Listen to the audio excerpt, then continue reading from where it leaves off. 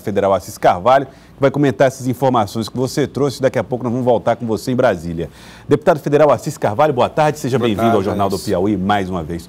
O senhor acredita nessa possibilidade de prisão do ex-presidente Lula já agora, depois dos recursos de embargos declaratórios? Boa tarde, meu amigo Elivaldo. Boa tarde, boa tarde, telespectadores aqui da nossa querida TV Cidade Verde.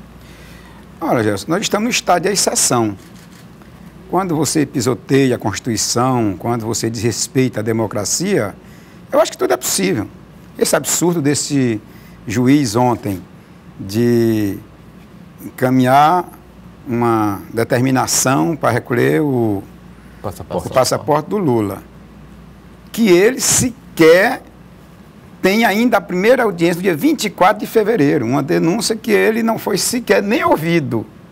Aí ele fazer política desta forma, lamentavelmente nós temos um setor judiciário que se comporta hoje em palanque político.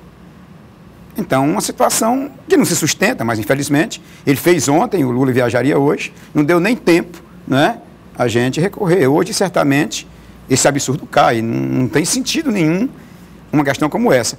É claro que diante do que aconteceu ali em Porto Alegre, depois de todo aquele palco que foi montado, programado, onde os advogados se comportaram como advogados do Moro, não se debruçaram sequer sobre os argumentos que estavam ali, e eles dizem isso, os analistas do Brasil e do mundo, vendo a fala deles, não sei o que estou falando, são eles, né, que ficaram mais a defender o Moro, a discutir o que estava dentro do processo.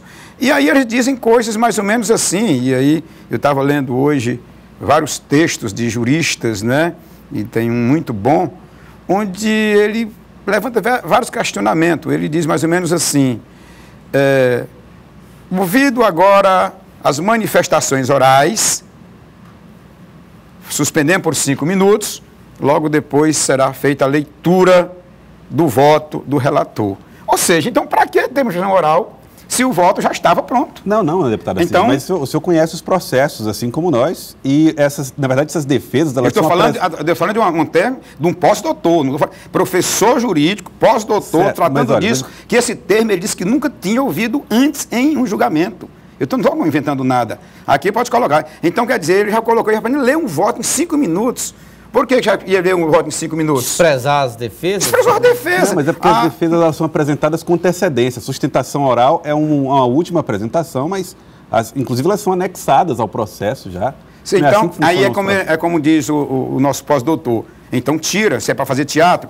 Sustentação oral não tem fundamentação nenhuma no que está colocado ali, não é? Então para que ter? Então, peraí, ele disse, é a primeira vez que ouviu isso dentro de um colegiado. Eu sou pós-doutor, professor jurídico. Então, assim, as coisas foram mais ou menos assim, mas não é só isso. Lá também você tem um texto que diz mais ou menos assim, aqui com uma outra vírgula fora do lugar, porque não estou com o texto do ponto. O Léo Pinheiro, que é bom dizer, o Léo Pinheiro é um delator que até agora não teve a delação homologada. Não foi homologada. Se não foi homologada, a delação não tem validade. Mas só tem isso que foi a base de denúncia do Lula. Uma homologação, uma delação não homologada. Até agora não foi. Aí ele dizia o seguinte, mas se o Léo Pinheiro mandou fazer a reforma do apartamento, botou móvel, era para alguém. As provas mesmo a gente não tem. Mas o Lula iria fechar o negócio. O termo está lá, dito por ele. Então, eu estava lendo agora um card, né, bem interessante de um imobiliário, de um vendedor de imóveis. Ele disse, bom, diante dessa tese, se eu chamar um comprador de um apartamento, se ele visitar o imóvel 2 vezes, alguém tirar uma foto, então o imóvel agora dele, quer dizer, está assim. Quer dizer, eu não tenho um documento, eu não tenho, rasteando as contas, não encontraram nada. Como é que você vai punir alguém com uma teoria como essa? Isso é inédito na história do judiciário brasileiro. Na sua opinião, então, só se configuraria o crime com a efetivação da compra? Não, mas é a Constituição que diz. Sim, sim. Não sou eu que estou dizendo. É porque não tem outra base. Não há sustentação de você ter um benefício se você não pagou, se você não tem um documento em seu nome, se você não mora lá. Bom, se é dele... Aliás... A Caixa Econômica, inclusive, agora recebeu recentemente de quem? Foi do seu proprietário, foi da OAS. Então, não, é uma coisa que é simplesmente a montagem de uma posição clara e objetiva de palanque político, que é muito ruim no século XXI. E agora, deputado, e o que fazer diante dessa situação? Questionamentos à parte, o ex-presidente Lula está numa situação hoje de condenação, ou de condenado na segunda instância. E agora, como conviver com essa situação no âmbito político? Eu estava ouvindo agora o deputado que me antecedeu, e eu soube concordar uma coisa com ele. Ele disse uma coisa que aí não temos dúvida. O Lula, fora apoiando o candidato, é mais forte do que ele mesmo. Não apoiando um poste, porque isso aí é veneno. O Lula jamais apoiaria um poste. Lula vai apoiar alguém com as condições objetivas de conduzir este país. Você falou também que o Wellington Dias pode ser esse nome. Bom, o Lula é o nosso candidato porque nós não queremos perder a fé na justiça. E se a justiça, do ponto de vista da Constituição, pisotear a Constituição, isso é uma situação muito complicada para o Brasil em relação ao mundo inteiro. Então, essa tese não se sustenta, depois de analisada com os recursos que entrarão, do ponto de vista constitucional, inclusive, não estou entrando mais no mérito, né? Porque até lá, quando o juiz, eu estava lá, mas o Brasil inteiro acompanhou, porque foi praticamente um grande teatro, era mais, né, um show pirotécnico. Então, ele dizia o seguinte, o relator, frase dele: temos que fazer a autodefesa da justiça. Quer dizer, nós vamos punir o Lula para defender a justiça. Mas o que é isso? Quer dizer, isso é termo da gente ouvir no dia de hoje. Não é um papel de um julgador. Um papel de julgador é dizer, nós vamos julgar de acordo com os autos. Está aqui a prova, tal ou não está. E aí não trataram disso porque realmente não há. Não é? Só que aí, isso é um problema muito arriscado, Joelson, porque nesse momento pode ser que muita gente, porque não gosta do PT, possa odiar o Lula, e todo mundo tem direito de não gostar e odiar, pode estar batendo palmas. Mas quando você fere a Constituição, não se preocupe que logo mais essa dor bate em sua porta. Logo mais é um juiz de primeira instância que vai estar fazendo isso com seu filho, com seu sobrinho, sem ter exatamente materialidade de crime, mas porque não gosta de convicção. Senão, eu não tenho as provas, mas o seu filho praticou isso. E aí é muito doloroso na casa de um pai de família. Entre as críticas feitas ao Partido dos Trabalhadores está o fato de que Lula teria estimulado a desobediência à justiça e que isso não seria aceitável também. Olha, veja só, o que o Lula vem fazendo é a sua defesa permanente, pedindo à justiça, cadê as provas? Me mostrem. Porque se me mostrar as provas, sou eu que vou lá me entregar. E se isso for desobediência, alguém...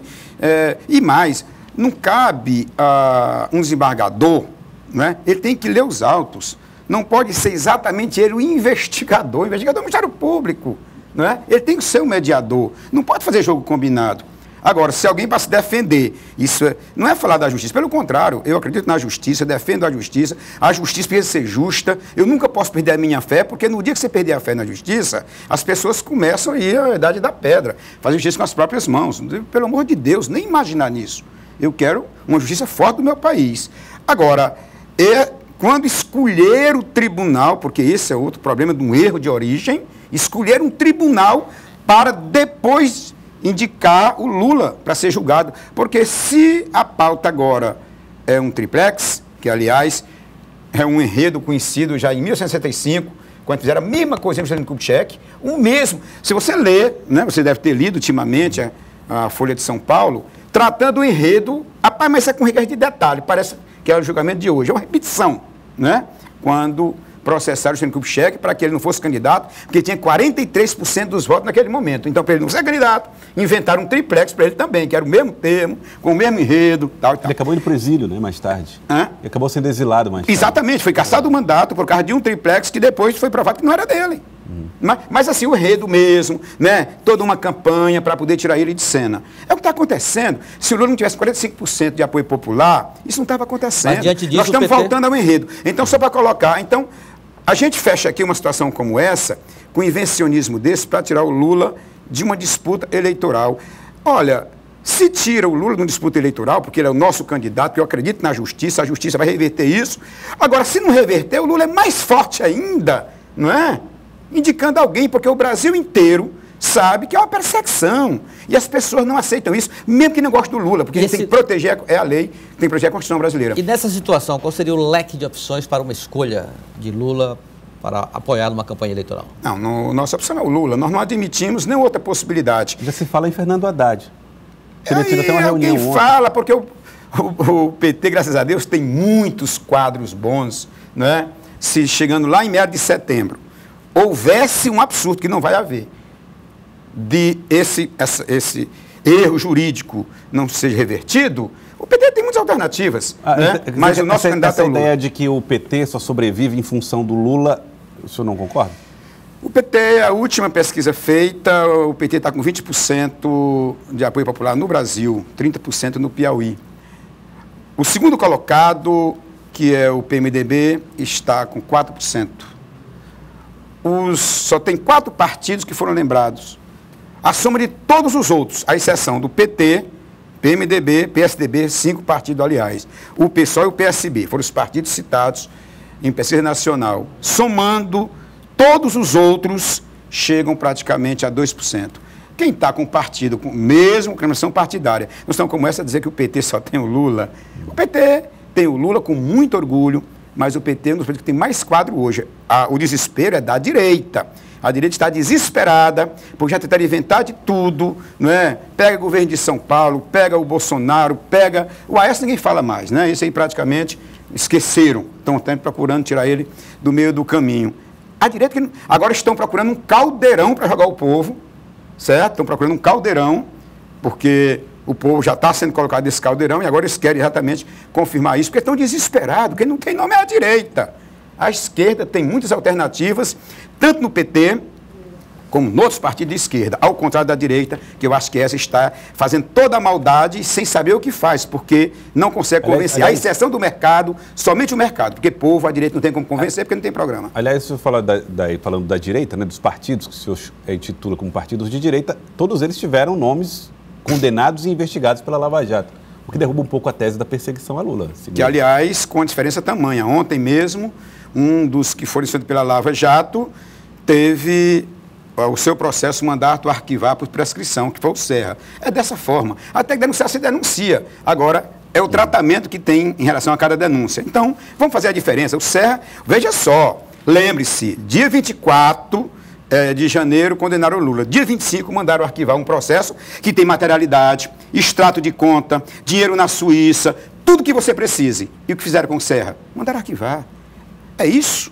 É fazer a diferença. Não precisa ser mais inteligente ou menos inteligente. Nós estamos diante de um estado de exceção, como aconteceu em 64, quando fizeram o que fizeram com o Juscelino Kubitschek. E lembre-se, Juscelino Kubitschek votou, inclusive, contra o João Goulart. Votou, naquela época, a favor da ditadura militar. No dia seguinte, estava sendo perseguido pela própria ditadura militar. Nunca abrace a ditadura, nunca pisa a Constituição brasileira, porque quando pisa, o preço é muito caro. Para a gente finalizar, deputado, o que muda nesse cenário todo, o que muda em relação à candidatura de Wellington Dias ao governo do Estado? Não, a candidatura do Wellington Dias ao governo do Estado está mantida no mesmo rito.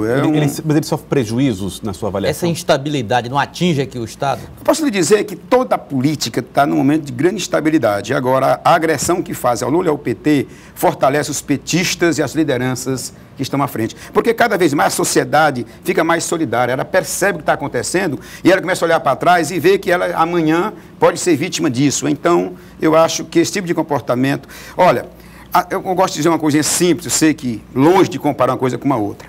Quando crucificaram Jesus Cristo, achava que o cristianismo tinha acabado, ficou mais forte. Quando, em 1964, fizeram um julgamento fraudulento e condenaram Nelson Mandela à prisão perpétua, o movimento foi para a rua e ele, dentro da cadeia, começou a conduzir a política na África do Sul. E as ideias do Nelson Mandela foram mais fortes.